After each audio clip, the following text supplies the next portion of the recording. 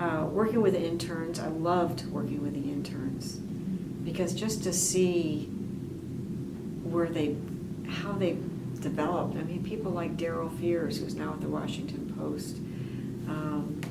And some of them weren't very good when they first started as interns, but it was so much fun I guess maybe I saw myself in them, and I just loved doing that.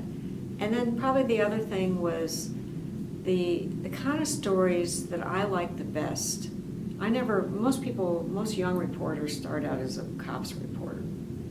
And I didn't do that. I started out as, I don't know, City Hall, federal government, something like that. And I did that later in my reporting career. I went to Norfolk as a reporter and then became an assistant city editor.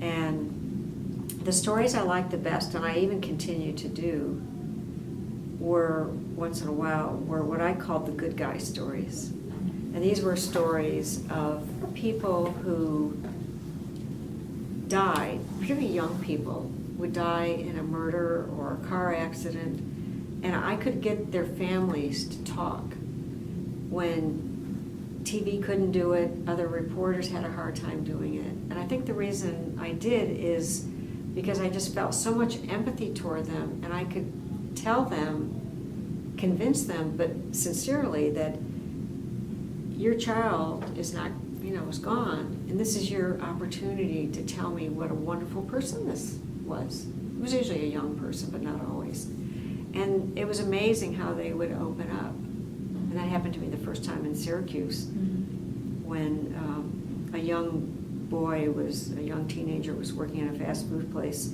was taking the garbage out one night and was shot and killed.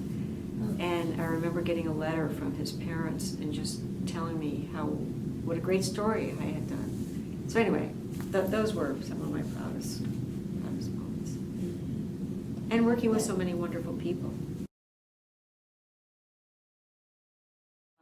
I worry that there are a lot of women who take for granted what so many of the early JAWS members, Judy Miller, so many of them did for us.